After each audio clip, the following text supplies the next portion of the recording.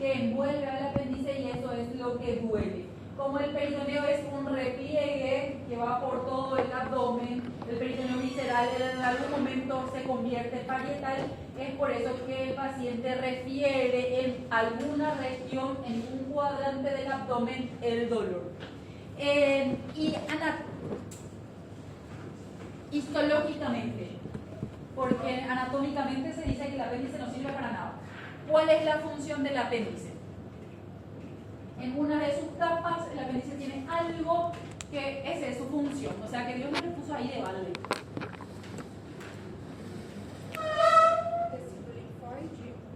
Es un tejido linfático, ¿sí? Entonces produce linfocitos T. Entonces, la parte histológica del apéndice, que para nosotros es muy importante, es la submucosa, en donde se encuentran los folículos linfóidos y que en algún momento es una de las áreas del apéndice en donde va a empezar su proceso inflamatorio, porque vamos a tener en este lugar un daño. Doutora, Hola. quem faz a apêndice, retira apêndice, tem uma pior desenvolvimento? No. Por eso es que se dice que no sirve, porque no está escrito que alguien que se quitó el apéndice se volvió inmunocomprometido o inmunodeficiente. Pero obviamente que si te quitaron el apéndice y tienes una infección grave, en vez de producir rápidamente linfocitos, tenés menos lugares en donde producir, entonces tenés una capacidad inmunitaria un poco más limitada. Ya hablamos del mesenterio del apéndice, del meso del apéndice, el mesoapéndice de su arteria, y esto es algo muy importante. ¿Cuáles son las partes del colon que son móviles? Hay dos porciones del colon que son móviles. Transverso. El transverso no es móvil, es fijo porque tiene el mesocolon transverso, que inclusive le da un poquitito de grasita al estómago para formar uno de los epiclones. Dos. ¿Cuáles son los dos? Ascendente. El ascendente tiene también un peritoneo que le recubre totalmente fijo a la pared. Então vai ser o sigmoide e o No. Sigmoide. Então vai El descer. sigmoides y E a porção anterior do el sigmoide. apéndice no es parte del colon. Yo pregunté cuáles son las partes del colon que son móviles. Entonces apéndice no es respuesta. Colon sigmoide e o El colon... ciego, ¿sí? Entonces, las dos porciones del colon que pueden girar sobre su propio eje es el ciego y el colon sigmoide. Como que el ciego se mueve, tiene movilidad, y el apéndice es una prolongación del ciego. Entonces yo siempre digo, mi puño es el ciego, mi dedo índice es el apéndice. Si el ciego se mueve, el apéndice va cambiando de posición y cambia completamente el lugar y la sintomatología del paciente. Entonces, siendo el ciego, el apéndice y mi otro dedo índice, el intestino delgado, la unión ileo-cecal, entonces tenemos distintas posiciones. Cuando el apéndice, la punta del apéndice, lo encontramos a nivel de la fosa ilíaca derecha hacia la pelvis, se llama apéndice en posición pelviana o descendente. Si el apéndice se encuentra por delante del ileón, se llama preileal. Si le encontramos por detrás del ileón, se llama postileal. Si le encontramos por detrás del ciego, se llama retrocecal, y lo pueden ver como por detrás, más clarito en la imagen. Si el apéndice se va para arriba, lo llamamos ascendente o subhepático. porque generalmente ya tiene un poco de contacto con el hígado y el paciente obviamente refiere un dolor más en el hipocondrio derecho, en el flanco, que en la fosa iliaca. Entonces, dependiendo de las posiciones que podemos tener, también tenemos distintas formas clínicas. Si no pensamos en esto, no vamos a poder pensar en el diagnóstico. Entonces, la apendicitis aguda entra dentro de la clasificación de abdomen agudo, quirúrgico, inflamatorio. Todo lo que termina en itis es inflamatorio, inflamación, ¿sí? Entonces lo que tenemos es una inflamación aguda del apéndice secal, también su segundo nombre es apéndice vermiforme. El paciente puede ser un paciente simple a un paciente que puede llegar al óbito, porque habíamos hablado que tiene distintas localizaciones, y si no llego a superponer que sea cualquiera de estas localizaciones, puedo pasar por arriba del tratamiento, puedo retrasar el tratamiento que es quirúrgico y le puede llevar a la muerte al paciente. Cuando hablamos de abdomen agudo quirúrgico, son todas aquellas patologías que si no se operan, el paciente no se cura, ¿sí? Y si no se cura, se muere. Entonces, la apendicitis aguda es la principal causa de abdomen agudo. En quienes yo voy a pensar que sea apendicitis aguda, sobre todo en personas jóvenes, de 20 a 30 años, dice el Savisto. Este no sé de dónde es, porque esta es la clase de Chaparro. El Savisto dice 20 a 30 años y creo que el otro libro también. Entonces, en la segunda y tercera década de la vida.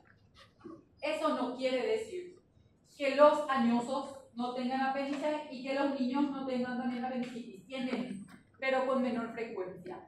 Y son los extremos de la vida mucho más difíciles de diagnosticar, porque la sintomatología es totalmente distinta a la cual yo les voy a dar hoy. No existe predilección de género, o sea que mujer y varón tienen por igual en frecuencia. Y hay algo muy simpático. Existe una estación del año en donde hay más apendicitis aguda y todavía no sabemos por qué. O sea, si quieren algún día ser cirujanos y quieren estudiar, pueden patentar esto. ¿Cuál es la estación del año en donde hay más apendicitis aguda? Verano. No. A ver. Primavera. ¿Sí? No sabemos, o sea, no me pregunten por qué. Es el único por qué que no les tengo respuesta. ¿Sí? Es primavera, ¿sí? Generalmente en el invierno son todas las hemorragias. En verano suelen ser más las patologías biliares y la apendicitis aguda en la primavera. Entonces es muy fácil de recordarse. Primavera, jóvenes, apendicitis. Septiembre, mes de la primavera, mes de los jóvenes, apendicitis. ¿Sí? Para recordarse en la edad. Bueno, como lo que pasa para tener la apendicitis aguda. O sea, yo o ustedes que están en los 20 y 30 años, que estamos en los 20 y 30 años, ¿cómo podemos hacer para no tener apendicitis aguda? Sabemos cuáles son los desencadenantes para llevar a una apendicitis aguda, pero lamentablemente ninguno de los desencadenantes podemos prevenir. O sea que tenemos que sufrir nomás ya la consecuencia de la inflamación del apéndice. Entonces, lo que universalmente se acepta es que hay una obstrucción luminal. O sea que el apéndice, mi dibujo ya está muy feo.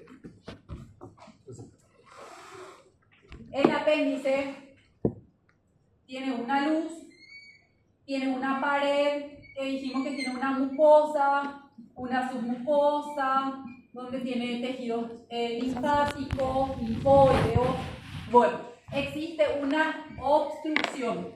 Adentro de la luz del apéndice existe una obstrucción en la pared del apéndice, que generalmente suelen ser por los tejidos linfóides, o hay una obstrucción extraparetal, o sea, fuera de la luz y fuera de la pared. Algo de un órgano externo que le comprime la luz del apéndice y eso hace que se inflame.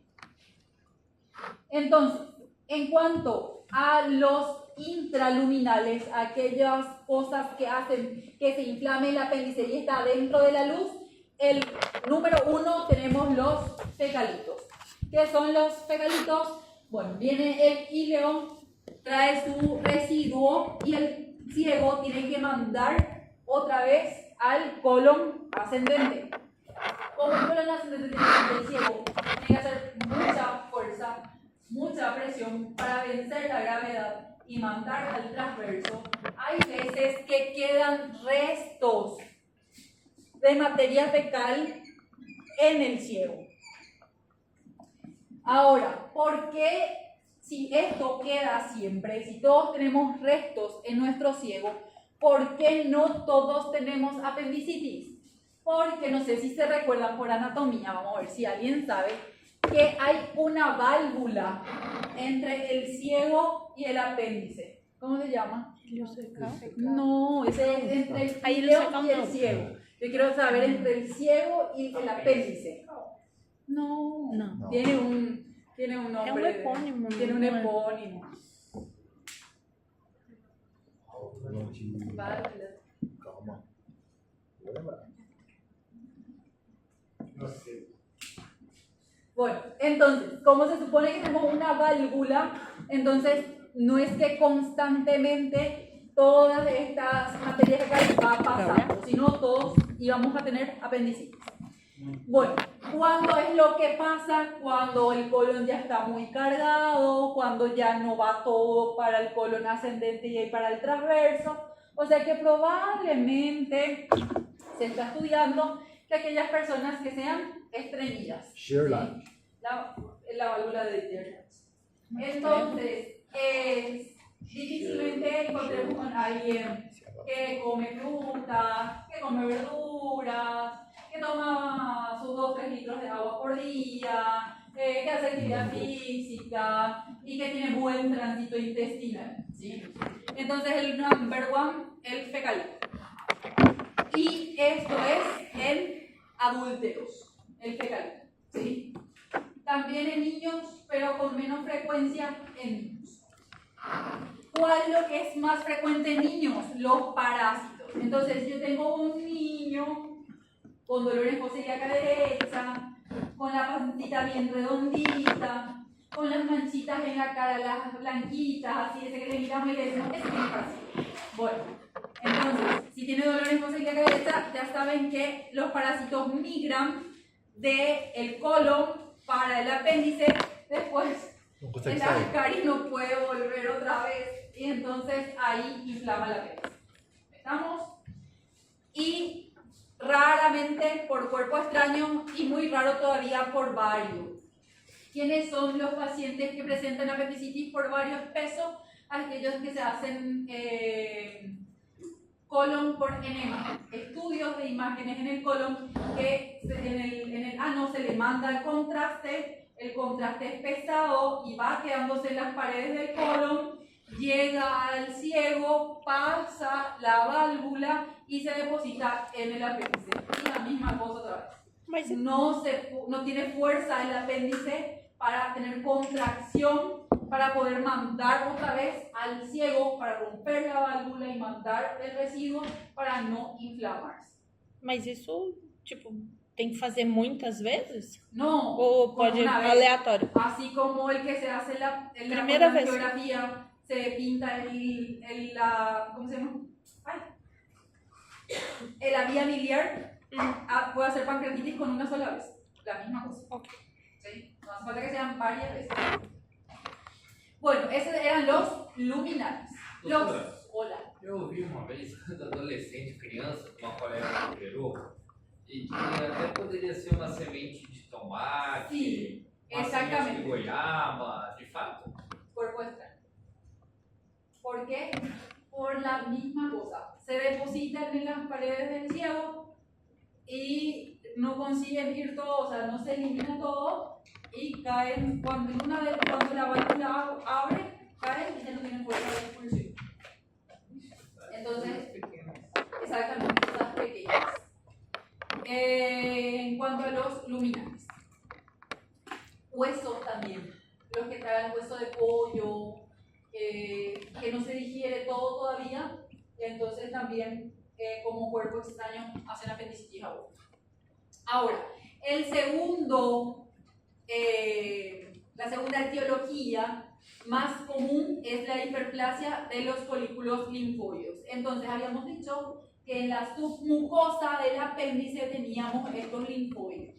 Cuando en el cuerpo ocurre una infección, una inflamación y el cuerpo necesita crear más linfocitos, hay una hiperplasia, aumenta el tamaño de los folículos linfóides y en vez de crecer para afuera, de aumentar de tamaño para afuera, ellos aumentan de tamaño para adentro y entonces obstruyen la luz, causando la inflamación.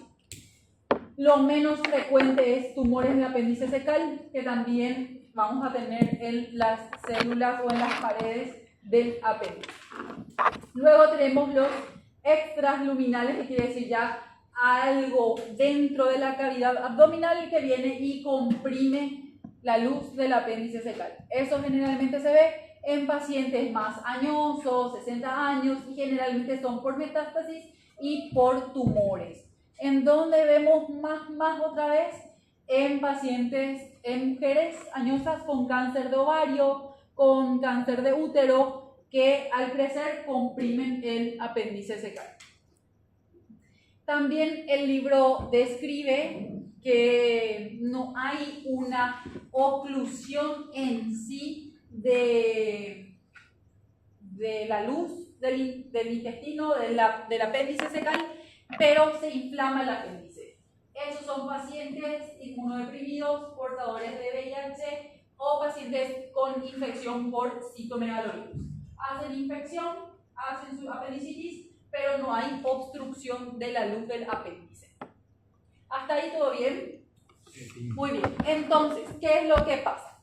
Como se obstruyó la luz del apéndice, el cuerpo entiende que algo está mal y que hay que empezar a corregir. Entonces, las propias células del apéndice secretan moco. Y ese moco otra vez se almacena dentro de la luz que está obstruida. Entonces aumenta la presión dentro de la luz y empieza a distenderse el apéndice. Como dijimos que el apéndice está revestido por peritoneo y que este es el peritoneo visceral, que después se va a convertir en peritoneo visceral, entonces es por eso que se siente el dolor por la distensión del órgano. Por isso que a gente fala de sinais de irritação peritoneal, quando está muito essa sensibilidade. Cuando ya, signo de irritación peritoneal ya es cuando todo el abdomen duele. ¿Sí? Si te duele solamente en fosa ilíaca derecha, no es irritación peritoneal, ¿sí? Pero te duele justamente por eso, porque el peritoneo se distiende. Bueno, como aumentó la presión, ¿sí?, de las paredes intraluminal del apéndice y se distendió el peritoneo, entonces dentro del apéndice, dentro de las paredes, nosotros dijimos que tenía su meso y tenía la arteria, donde viene la irrigación por el órgano.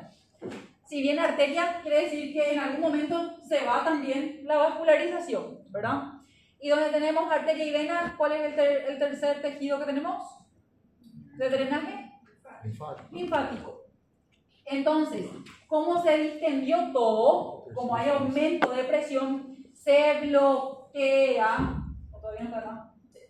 se bloquea el drenaje linfático.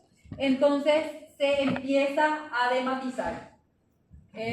Otro ejemplo, los que se operaron de lipo, y si no se hacen su drenaje linfático, se hinchan todo porque se hicieron una cirugía, o sea, hay una agresión al cuerpo.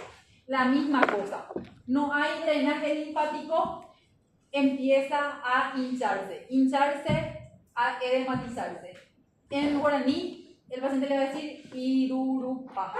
Irurupa shepu les va a decir, está todo hinchado su pie. Si ustedes todo el día estuvieron parados, llegan en sus casas y les duele todo el pie, miran, están hinchados, irurupa la pendeja. Bueno, entonces hay un bloqueo del drenaje linfático y esa es la primera fase de la apendicitis aguda denominada fase congestiva o edematos. Cuando se bloqueó el drenaje linfático, automáticamente ya tenemos desarrollo bacteriano. Y pregunto, aunque ya está en mi pizarra de la clase pasada, ¿cuáles son los gérmenes que son de habitué común en el intestino? Enterobacterias. ¿Sí? Entre bacterias.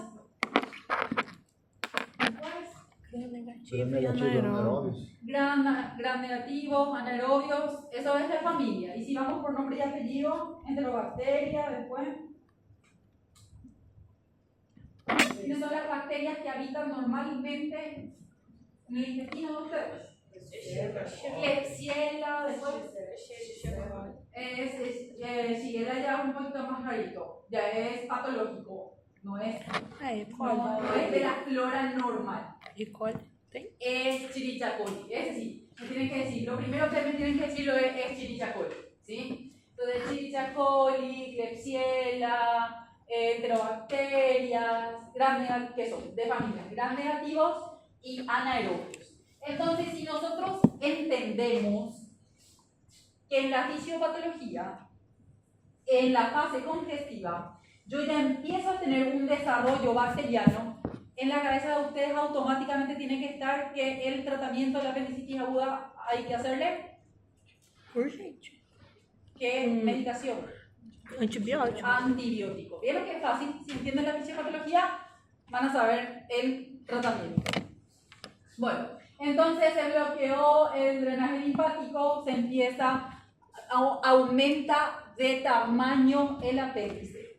Si aumenta de tamaño, hasta puede ser que sea visible en algunos métodos auxiliares de diagnóstico.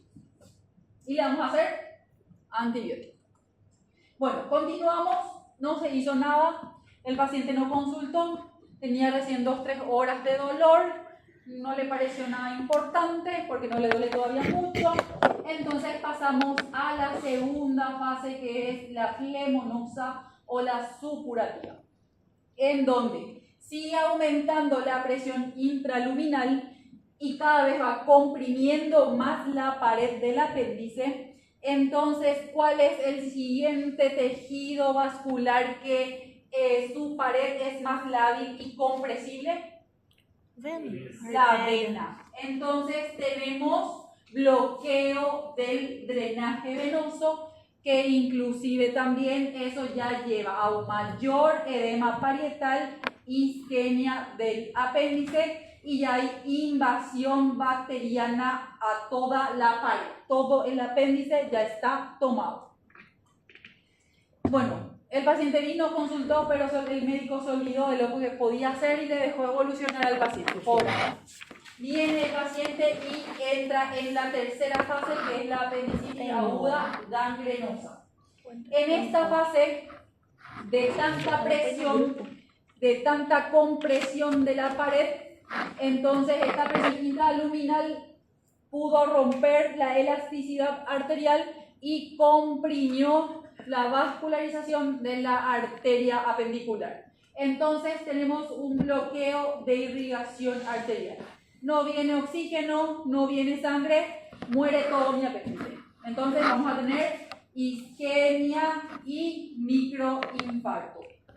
En este momento el paciente ya está con un dolor intenso, ya no aguanta, ya hay traslocación bacteriana, ya hay necrosis, ya hay signos sistémicos, el paciente ya tiene fiebre, porque ya hay traslocación, ya están aumentando las unidades formadoras de colonias dentro del paciente. Y todavía hay zonas de isquemia, o sea, hay tejido muerto en un área estéril.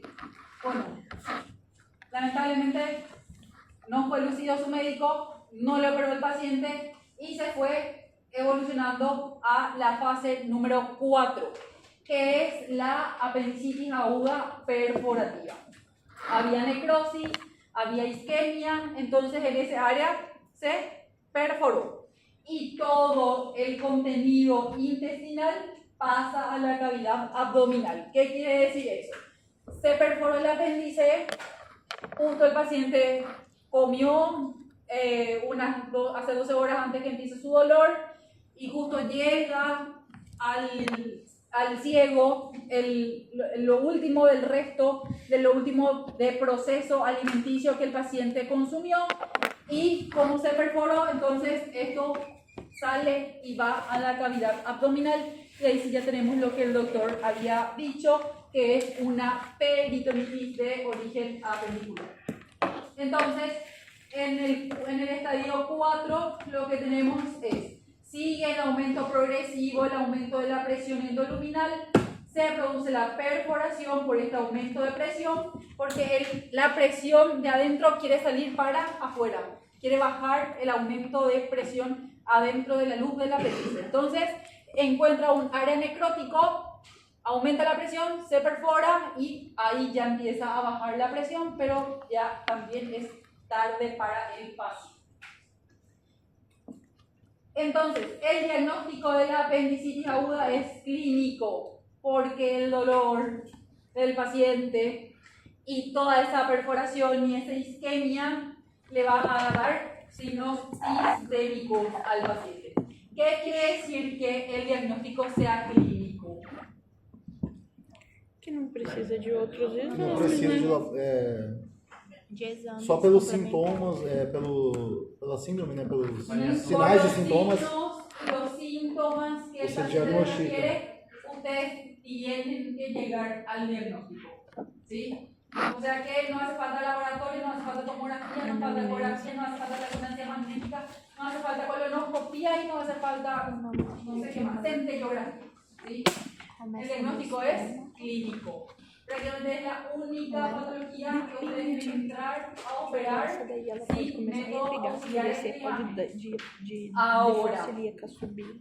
Estamos en un siglo en donde ustedes saben más que nada que las demandas médicos legales están muy en auge. Entonces, el paciente antes de venir a consultar con nosotros ya luego googleó todo lo que puede ser un dolor en la fosa ilíaca derecha y él dice que es un tumor y ustedes dicen que es un apéndice y el paciente dice que no, que él está seguro que él tiene cáncer, que él se va a morir y que ustedes le quieren operar.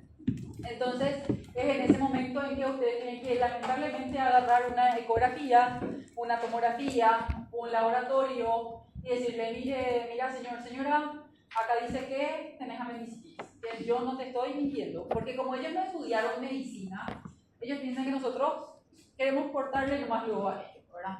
Entonces, sirven los métodos auxiliares de diagnóstico, pero la apendicitis aguda es de diagnóstico clínico. ¿Y qué es lo que buscamos en la clínica del paciente? Lo que se llama la cronología de Murphy. Y cuidado, no se confundan cronología de Murphy con signo de Murphy. La cronología de Murphy es de apendicitis aguda. Y el signo de Murphy es de colecistitis aguda. ¿Sí? Entonces, O sinal de Murphy é na compressão do exactamente, hipocôndrio. a né? nivel del hipocondrio. Este es apendicitis aguda. Bueno, ¿en qué consiste la cronología de Murphy? La cronología de Murphy consiste en que el paciente refiere una sensación de molestia, como que parece un dolor, una pesadez que no puede decir muy bien, que inicia en el epigastrio o a nivel periumbilical, que después con las horas de la fase de hematosa a la fase flemonosa el dolor migra a la fosa ilíaca derecha. Con esta característica de dolor, el paciente presenta náuseas, vómitos y fiebre. Entonces, dolor que inicia en epigastrio o en región periumbilical, que migra a fosa ilíaca derecha, acompañado de náuseas y fiebre, cronología de Murphy. ¿Qué van a pensar? Apendicitis aguda. Bueno, ¿se recuerdan que el semestre pasado tanto le rompí la pelota por el ITDFEX? Ahí está otra vez, para que no se olviden de eso.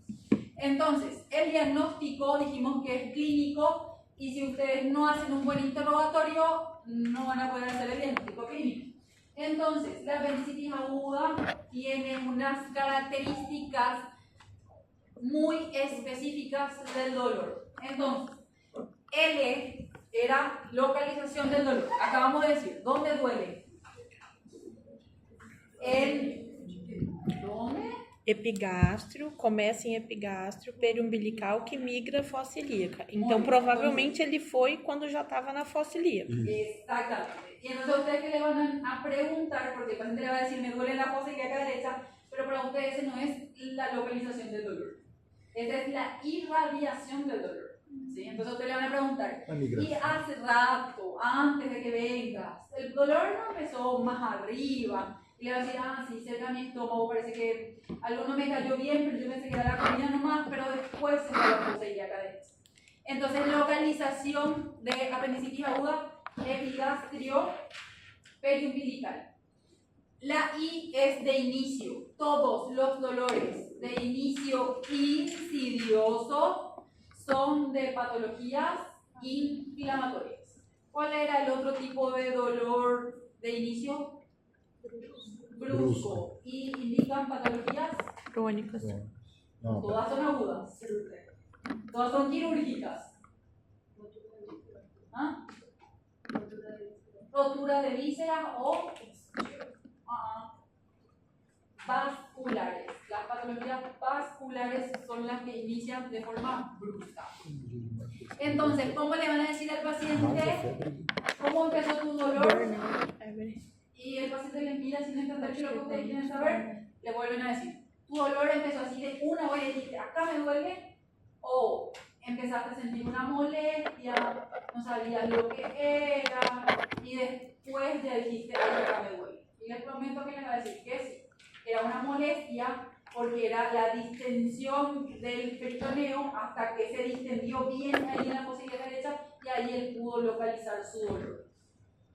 El tipo de dolor es de tipo cólico y algunos libros dicen de tipo puntada, porque a medida que aumenta la presión intraluminal le da puntada al paciente. Entonces aumenta la presión, puntada, aumenta la presión, puntada. Se van a recordar fácil así. Y el otro era intensidad. El paciente le va a referir que era poco intenso, que por eso nos llegó a consultar, ¿sí? Y viene ya con un dolor, porque eso va a ir evolucionando. Primero se corta el drenaje linfático, no viene a consultar. Se corta el drenaje venoso, les prometo que el paciente ya viene a consultar, porque el dolor ya es intenso. Entonces evoluciona con el cuadro, empieza con leve y va hasta moderado, y si llegamos a la peritonitis es muy intenso. La duración del dolor es continuo. ¿Qué quiere decir eso? No hay ningún momento en el que llega la analgesia. Llegó, se instauró el dolor y el dolor continúa. E com medicamentos? Nem com medicamentos. O paciente fala assim, también llorando más, no pasa. Sí, nosotros inclusive, eso es algo que solemos hacer también cuando dudamos del diagnóstico. Le dejamos al paciente internado, le hacemos una dosis de analgésico. Pasa 2-3 horas, venimos y le preguntamos al paciente, ¿qué tal estás? Me pasó el dolor, doctora. No sé qué me hiciste, pero ya me quiero ir a mi casa. Andate porque no es apendicitis aguda. le hacemos analgésico al paciente, 2, 3 horas después, ¿qué tal estás? Yo siento que me alivió, parece que hasta que pude recostarme un chiquitito porque no se podía ni poner bien en algunas posiciones, caminé, inclusive me fui al baño y hice pipí, pero me sigue molestando. Ese es el paciente B, apendicitis aguda. No pasa el dolor, no llega a la analgesia el paciente. Entonces, se atenúa con analgésicos. Atenuar no es ceder, ¿sí? Atenuar es bajar la intensidad. Y también con el reposo. Se exacerba con el movimiento y sobre todo cuando el paciente camina. Porque, ¿cuál es la relación del apéndice secal con el músculo psoas? ¿Dónde se inserta el músculo psoas? Vértebras. ¿Sí? ¿El psoas se va hasta allá? Ah, sí. Tiene una inserción en el ilíaco. Ahí nace el músculo ilíaco que se junta, o sea, realmente el psoas termina dentro de otro músculo, ¿sí? Que ese músculo sí se inserta a nivel de la pelvis. Y ese músculo, su inserción final, tiene en el fémur. Entonces, el apéndice descansa sobre el músculo psoas. Entonces, al inflamarse, como que se contractura todo el músculo y el paciente no puede caminar.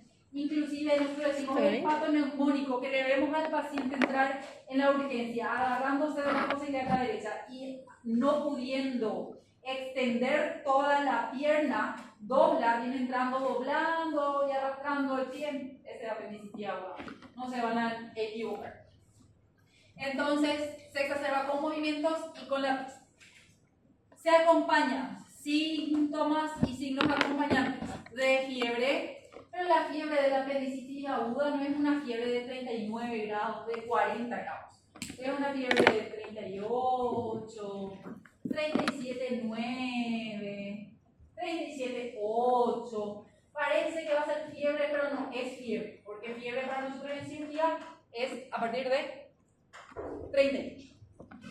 Entonces no es una fiebre muy marcada. Ahora, si el paciente tiene 2 días de evolución y está con una peritonitis, ahí sí van a encontrar 38,5, 39, porque ya estamos ante una infección generalizada. Membro inferior direito. Puede tener diarrea el paciente con apendicitis, pero no es propio de la apendicitis. Cuando el paciente tiene diarrea y cuando también ya está en peritonitis, porque cuando hay líquido en la cavidad abdominal, irrita al recto, ¿sí? El líquido. ¿Y qué es lo que hace el colon descendente, sigmoides y recto? Absorben agua para que la materia fecal sea consistente. Entonces, como el recto le irrita al recto, el recto deja de absorber agua. Entonces, la materia fecal es líquida, no tiene consistencia. Entonces, si el paciente tiene diarrea, no es por la apendicitis, es porque ya está complicado, ¿sí? Para nosotros es como un signo de que probablemente ese paciente ya está ante una peritonitis. Não é também por aumento de peristaltismo, né? Porque ele segura o peristaltismo. Exactamente. Dolor en el miembro inferior derecho, ya les expliqué por qué, y más de su relación con el psoas. ¿Alguien se recuerda cuál es el músculo que le atraviesa? ¿Cuál es el músculo? ¿Cuál es el nervio que le atraviesa el músculo psoas? Femoral. Hay un nervio Ciático? del plexo lumbar que le cruza el psoas y inerva todo el miembro inferior. Femoral. ¿No? Fala você. El génito Sexigênito. femoral.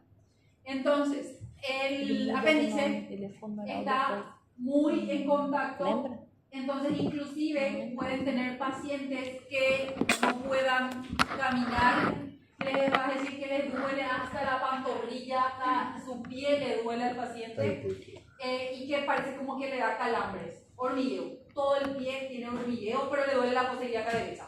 ¿Sí? Si es mujer, averiguar los datos ginecológicos, no para pensar en una apendicitis aguda, sino que al contrario, para hacer el diagnóstico diferencial de apendicitis aguda. E qual seria, profe? Ya vamos a ver, tranquilo. Luego de preguntarle todo lo que ya le preguntaron de su dolor, ¿sí?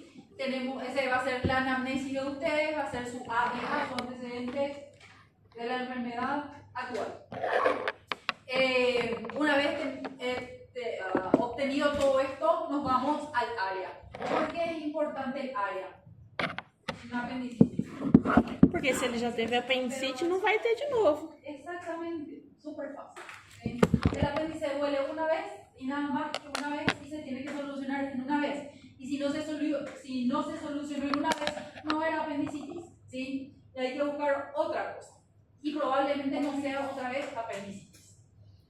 Ahora, antecedentes patológicos personales, cirugías anteriores, como es el área del apéndice, obviamente, y en antecedentes patológicos personales también tenemos que averiguar pacientes con enfermedades inflamatorias crónicas con utilización de corticoides. ¿Por qué?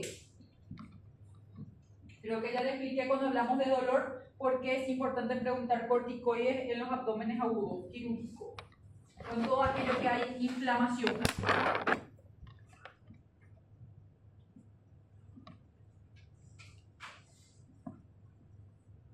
Ha sido que siento que el semestre pasado hablé de Barber. Porque, bueno, ¿qué hace el corticoide? A gente não teve. Corticoide? Ajá. A gente não teve. A que nível você perguntou? Eu divaguei. Es un antiinflamatorio. Y si el paciente tiene alguna enfermedad inflamatoria crónica, una enfermedad de Crohn, una colitis ulcerosa, si tiene una artritis reumatoide juvenil, si tiene una esclerodermia, ¿cuál es otra patología clínica? Ustedes saben más que yo de medicina interna. Que sea inflamatoria crónica y utiliza corticoides, el paciente va a estar como haciendo un pequeño tratamiento para su inflamación de su apéndice. Entonces va a haber el aumento de presión, va a haber todo el proceso fisiopatológico, pero el paciente va a tener dolor más tarde, porque va a retrasar los síntomas. Entonces, por eso siempre preguntar la utilización de corticoides. ¿Cómo vamos a preguntarle eso? Preguntándole las patologías personales, APP, antecedentes patológicos personales. Corticoide, o aumento de pressão também não está relacionado com a retenção hídrica causada pelo corticoide, pelo uso crônico de corticoide? No. É porque não. Más por la inflamación, porque está haciendo como un tratamiento. Inclusive, aparte del corticoide, otra cosa que tienen que preguntarle en medicaciones es el uso de antibióticos. Hay una palabra en guaraní que en español significa mala suerte, es triracú. Demasiado triracú tienen que ser, o sea, demasiado mala suerte tienen que ser para tener un paciente que estaba haciendo utilización de antibióticos por alguna patología inflamatoria, qué sé yo, tuvo una amigdalitis. Terminó su utilización de amoxicilina surfactam, hizo 7 días, o por ejemplo, si no hace amoxi, hace el otro, amigacina creo que, ¿no? Acitromicina. Acitromicina vía oral, 1 por día, ¿sí? Y terminó su antibiótico y el dolor en la fosa ilíaca derecha. ¿Qué es lo primero que vamos a pensar? Que hizo tratamiento antibiótico, que él está haciendo una gastritis antibiótico, o que mató toda la flora intestinal normal y va a tener una gastroenteritis. Pero no, ya había empezado un proceso inflamatorio apendicular, solamente que desde un inicio el paciente hizo su tratamiento antibiótico. En la segunda fase, en donde hubo translocación bacteriana, su antibiótico para la vía oral, que estaba haciendo para la vía varilla alta, él también ya le estaba haciendo efecto a nivel de su apéndice. Entonces, lo mismo mismo que el corticoide, el antibiótico y los que usan analgésico de forma prolongada. Entonces, medicación sí o sí, corticoides, analgésicos y utilización de antibióticos. Hábitos tóxicos, preguntar, fumar, sobre todo por tumores apendiculares, ¿sí? Como diagnóstico diferencial. É de mau prognóstico, prof, esses tumores? Muy mal pronóstico. Son los más raros y los peores. No me considero con mala suerte, pero no sé cómo decirle, ¿verdad? La palabra que, búsquenme ustedes una palabra que me describiría. Ustedes saben que yo soy cirujana especialista en trauma, pero que nosotros hacemos todas las guardias. O sea, si viene un paciente quirúrgico, si sea apéndice, si sea divertículo, si sea úlcera gástrica perforada, todo tengo que operar, ¿verdad? Así es mi guardia. La ventaja es que ahora somos tantos que junto con el jefe, con el doctor Chaparro, hicimos una distribución de guardia en donde haya un trauma y un general. Entonces yo estoy apoyada por un general. Inclusive si yo no quiero operar, yo le digo ya a mi compañero, opera vos porque yo no soy cirujana general. ¿Sí? Yo entro, te ayudo, te separo, porque sé todo el procedimiento, pero es él quien opera. Estaba yo de guardia con un cirujano general, no voy a decir el nombre, ¿verdad? Y tenemos un paciente con dolor abdominal de sexo masculino, 38 años de edad, en fosa ilíaca derecha de 12 horas de evolución. El paciente había ido en un sanatorio privado en donde le hicieron una tomografía simple, pero él no me cuenta a mí que se hace la tomografía. Entonces vamos, el litidipes, un dolor de inicio insidioso, 12 horas de evolución, no era en epigastrio, pero él refería así como en hipocondrio, en flanco, que se localizó en fosa ilíaca derecha. De tipo puntada, que el dolor no era intenso, era aguantable, él se levantó, hizo su desayuno, ahí empezó a sentir dolor cuando se empezó a movilizarse, pasó el mediodía en donde sintió más dolor a la hora del almuerzo, tenía anorexia, no quería comer, ¿sí? Que es también uno de los síntomas clínicos que les voy a mostrar después, y como el dolor evoluciona, el paciente decide consultar. Bueno, ahí al examen físico todo, apendicitis aguda, síndrome doloroso abdominal en fosa ilíaca derecha, varón. Hace rato cuando le dije averiguar datos ginecológicos, era un varón. Porque ginecológicos no tenía útero, no tenía ovario, no tiene trompa, o sea que no podía ser un quiste de ovario, no podía ser un embarazo ectópico, no podía ser una infección de anexos, porque era varón. Entonces, varón, joven, 38 años, justito, tercera década de la vida, no, era primavera, era diciembre, enero, o sea, ya era verano, apendicitis aguda, ¿verdad? Y por más que el diagnóstico es clínico, yo me voy a presentar el paciente en el quirófano y automáticamente, ¿quién me va a pedir? El anestesiólogo. Ya le dije en el semestre pasado. ¿Qué es lo mínimo de laboratorio que me va a pedir el anestesiólogo? Electrocardiograma. Electro, no. Porque opera. Foi eco, os laboratórios de hemograma. Gracias sanguínea. ¿Por qué? Porque tiene que punzarle la espalda para hacer la anestesia. ¿Sí? Si no coagula, al punzarle le puede hacer una hemorragia y se va al cerebro, no al cerebro, a los ventrículos, ¿verdad? Y causarle un hemoventrículo. Le va a dar como un sangrado a nivel del encéfalo. Entonces, sí o sí, por lo menos para todo paciente quirúrgico de urgencia, una crisis sanguínea. Bueno, entonces, laboratorio para el paciente mientras que nos preparábamos para hacer la cirugía.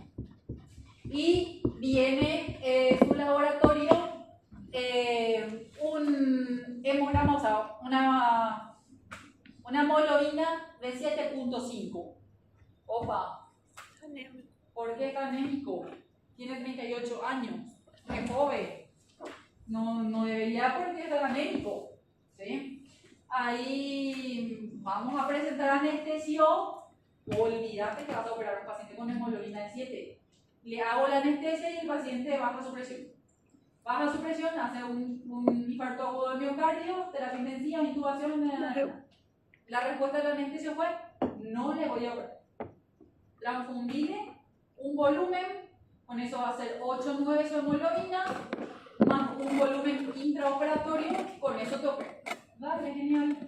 Se hace un volumen, entra la otra guardia, ya se va esta doctora, ¿verdad?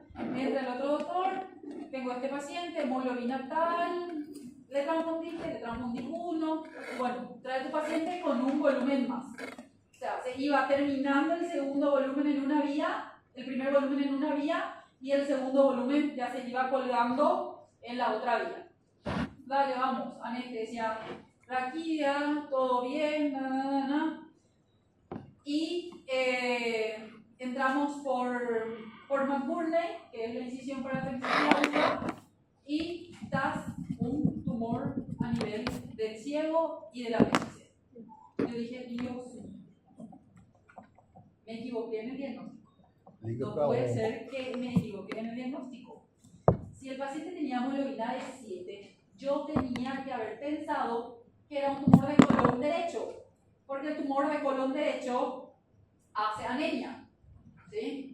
Bueno, pero de todos modos, era quirúrgico, o sea, yo tenía que operar porque el paciente tenía defecta muscular, tenía irritación peritoneal, o sea, del quirófano el paciente no se salvaba.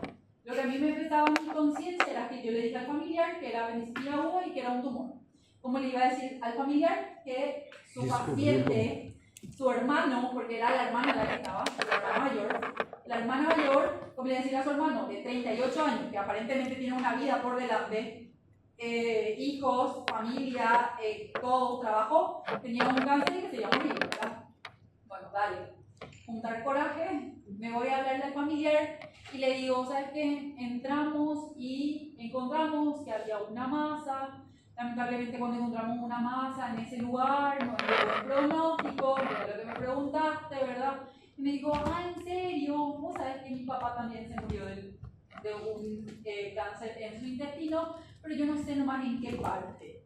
Ya fue hace mucho, cuando yo era muy chiquita y yo no entendía bien y mi mamá tampoco nunca me contó bien. O sea que antecedentes patológicos personales e inclusive familiares. Van a decir, ay, es una apendicitis aguda nomás. Eso ni se les jamás se les ocurre decir. Porque se van como una apendicitis nomás, el paciente sale con una ostomía, que era lo peor. O sea, no era ni lo peor decirle que tenía cáncer, sino que salió con su intestino afuera. ¿Sí? Que iba a tener que todo el tránsito intestinal tener por encima era una ileo, era una ostomía del colon. Hay diferencia entre ponerle una ileostomía al paciente y ponerle una colostomía. Si le pongo el ileo afuera, es líquido lo que sale por el desecho que sale del paciente. Si es colon, ya sale materia fecal dura y el paciente consigue limpiar su intestinito afuera. Entonces el manejo es más difícil. Y entonces por eso no tienen que, por más que sea aparentemente muy fácil llegar al diagnóstico, no tienen que, ¿cómo se dice?, darle un rango bajo, no tienen que pormenorizar la patología. Hábitos tóxicos, ese paciente fumaba, ¿sí? Era lo único que tenía, pero más lo que yo creo que hizo que sea genético, ¿verdad? Que varias personas dentro de la familia, o sea, él era el segundo en familia de primer grado que haya tenido la misma patología. Una vez que ya le preguntamos todo, que terminamos, pasamos al examen físico. ¿Quién rindió dolor abdominal en el ECOE? ¿A quién se le preguntó el signo de Chutro? ¿A la infección? ¿Qué es el signo de Chutro? Quando o umbigo está virado para o lado da fossa ilíaca direita. ¿Y cuál es el diagnóstico del paciente? Sí. Apendicitis aguda. Entonces, ¿qué buscamos a la infección? El signo de Chutro, que acabó de decir el doctor. También si hay latidos visibles, rubicundez, generalmente el área del abdomen del paciente se vuelve más hiperémico por la inflamación y visibilidad de los movimientos peristálticos. Siempre revisar todo el abdomen. Una vez hecha la inspección, nos vamos a la auscultación, ¿sí? Antes de hacerle el dolor al paciente. Pero el orden de escritura es inspección, palpación, percusión, auscultación. Entonces, tenemos que hacer la palpación superficial, en donde vamos a hacer de forma monomanual antihorario. ¿Qué quiere decir eso? Que al paciente le duele la fosa ilíaca derecha y yo voy a empezar en la fosa ilíaca izquierda. Existe lo que se llama una triada, que es cuando yo hago la palpación superficial junto con la palpación profunda. Cuando en la palpación superficial yo tengo hiperestesia cutánea, o sea que yo le hago mano del escultor al paciente, llego a la fosa ilíaca derecha y el paciente ya me dice, ahí, eso es hiperestesia cutánea. ¿Qué pasó? Não, tô conversando sozinha, bro. Ah, ahí. Le digo al paciente, bueno, tranquilo nomás, te voy a tener que tocar un poquitito más fuerte, apretar un poco más fuerte, pero tampoco va a ser exagerado. Me voy a la palpación profunda. Si en la palpación profunda tengo dolor y al hacer la palpación profunda yo siento que los músculos del abdomen se contraen, entonces tengo dolor provocado en fosa ilíaca derecha, defensa muscular, signo o triada de dialofoide, ¿sí? También es de apendicitis aguda. Luego tenemos otros signos que tenemos que encontrar en la palpación profunda. Algún instructor de práctica ya les dijo cómo se halla el signo de McBurney. Sí, La descompressão. doctora, ¿se escucha? A gente traça uma linha entre a espina límbica anterior superior e a região do pubis. Ah, não, perdão. Do umbigo, perdão. E aí divide em 3 partes. Aí entre o terço distal é um pouquinho menor. E se você faz uma pressão, tem um signo de McBurney que indica apendicite.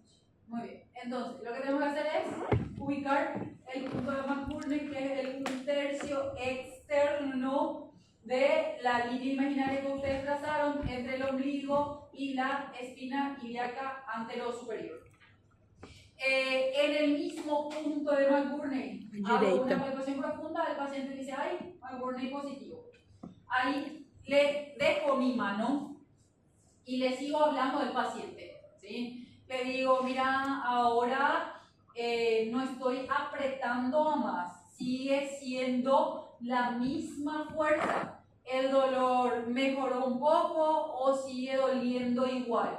Generalmente el paciente refiere, como nosotros también estamos haciendo una compresión de todo el área, entonces el paciente refiere que le duele, pero no tanto como a la hora de hacer la depresión. Entonces, cuando él me dice, o el paciente dice, cuenta todo eso, automáticamente yo hago, suelto bruscamente mano del punto de McBurney y eso es el signo de Bloomberg. Cuando yo retiro mi mano, le miro la cara al paciente y el paciente hace una fase de dolor o de tanto que le duele, dice luego ahí. Si hace fase de dolor, si dice ahí, entonces es Bloomberg positivo. Entonces, la maniobra de Bloomberg para que les haga valer en el examen parcial, en el examen final, tienen que decir que es en la fosa ilíaca derecha. Si yo hago descompresión brusca en cualquier otro cuadrante del abdomen, ustedes lo que están buscando nada más es defensa muscular y si hay irritación peritoneal, que va a ser el signo de Jennaut de Musso.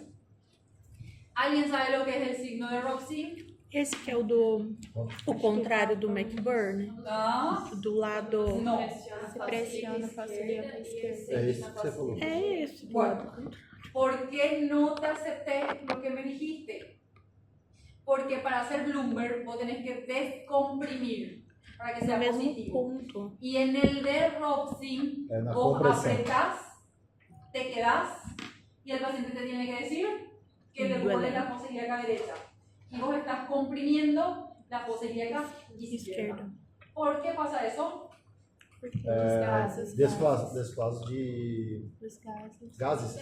Muy bien. Depende del libro del cual lean, existen dos teorías. Una de las teorías es que al comprimir la fosa ilíaca izquierda, como todo el colon tiene gases, los gases reborbotean y van hasta el lugar de la inflamación, chocan y causan el dolor. Otra de las teorías es que al comprimir la fosa ilíaca izquierda, como estoy comprimiendo, entonces no puede cambiar la presión intraabdominal, las asas se desplazan hacia el lado derecho. Y al comprimir las asas a nivel de la inflamación, también duele. Entonces, dos teorías súper válidas. Luego tenemos el signo del psoas o del iliopsoas. El paciente tiene que estar en decúbito lateral del lado izquierdo y lo que yo tengo que hacer es extensión del miembro inferior derecho y llevarlo para atrás, ¿sí? Con eso yo hago generalmente el músculo quede contracturado y duele. El paciente refiere más dolor en la fosa ilíaca derecha. Acá está la relación del apéndice justamente con el músculo psoas, pero en este no se ve el nervio ese del cual les dije. Pero si miran en otro libro anatómico, van a encontrar que el nervio genitofemoral le cruza al psoas, se coloca en la cara anterior del psoas y el apéndice viene ahí al lado del psoas. Luego tenemos el signo del obturador. El paciente debe estar en decúbito dorsal, Se le pide al paciente que flexione la rodilla y nosotros, el médico, agarra y hace una rotación interna de la rodilla al paciente. Entonces, rotación interna. Y el paciente tiene que referir que le duele en la fosa ilíaca derecha. Entonces, McBurney, Bloomberg, Psoas, obturador, el signo de Chutreau, el signo de Robson. Tenemos otros signos más.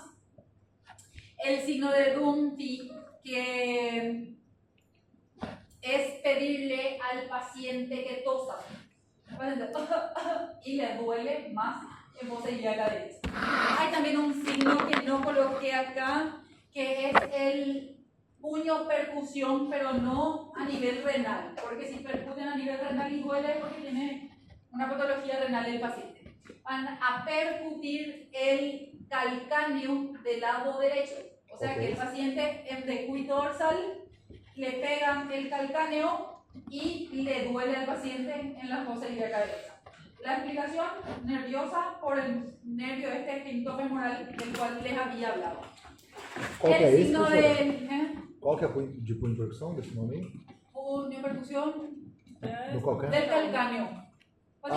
Não é nenhum desses Não. Lenander. Puño percusión del calcáneo. Tá, beleza. El otro signo es el punto de Lenese, que también, dependiendo del libro, van a encontrar escrito como la NS, la SN. El punto de la SN es un punto a dos cabezas de dedo de la espina ilíaca anterosuperior. Cuando es el punto en donde duele, quiere decir que el apéndice sectal es o retrosectal o es subhepático o ascendente, ¿sí? Eso es lo que marca el punto del anese, del anese. Una vez hecho todas las palpaciones profundas habidas por haber, buscar todos los signos habidos por haber. Tengo que hacer todos los signos, porque así tienen que hacer todos los signos. ¿Por qué? Porque en uno van a encontrar, por ejemplo, que tiene McBurney y que tiene Bloomberg, y les prometo que es un apéndice descendente pelviano. Hacen McBurney, le duele, no tiene Bloomberg el paciente. automáticamente tienen que pensar que probablemente sea retrocecal. Si le hacen el obturador, va a dolerle y si es retrocecal. Entonces, dependiendo de la localización del apéndice, van a encontrar uno u otro signo positivo. Luego nos vamos a la percusión. Puede haber hipersonoridad a la percusión en el área por los gases, porque va a haber un híleo paralítico cercano al proceso inflamatorio. También pueden encontrar ya una complicación del apéndice que va a ser un sonido como mate, que es cuando el eriplón ya viene y rodea el apéndice y se llama plastrón apendicular. La auscultación, que no sé por qué dice auscultación, la auscultación van a encontrar dependiendo de la evolución. En la congestiva, en la flemonosa, van a escuchar normal. Congestiva? Sí, en la congestiva, en la edematosa, normal. La flemonosa, normal. Ahora, cuando ya empieza a ser gangrenosa, ya hay líquido libre, ya hay parálisis, o sea, ya hay un hilo paralítico, los ruidos hidroaéreos empiezan a descender. Y cuando estamos ya en la fase perforativa, en la peritonitis, ruidos hidroaéreos ausentes. Entonces, no es para más, es para abajo, ¿sí? Los ruidos hidroaéreos. ¿Por qué eso es muy importante, doctores? Porque les va a hacer el diagnóstico diferencial con una de las patologías que enseguida vamos a ver. El que no mete el dedo, mete la patada, dice el libro de baile, ¿sí? De semiología. ¿Qué quiere decir eso? Que si no hacen un tacto rectal, que si no hacen un tacto vaginal, también se van a equivocar en el diagnóstico. Sobre todo en las mujeres es obligatorio el tacto vaginal. Bueno, tenemos las formas clínicas especiales, las que no se van a comportar como las que acabamos de hablar. ¿Quiénes son esos? Los niños. Los niños, lo que tenemos es... ¿Hasta ahora te acuerdas? 6 y 7. Ah, bueno. Nos quedamos por acá entonces, ¿sí? Perdón.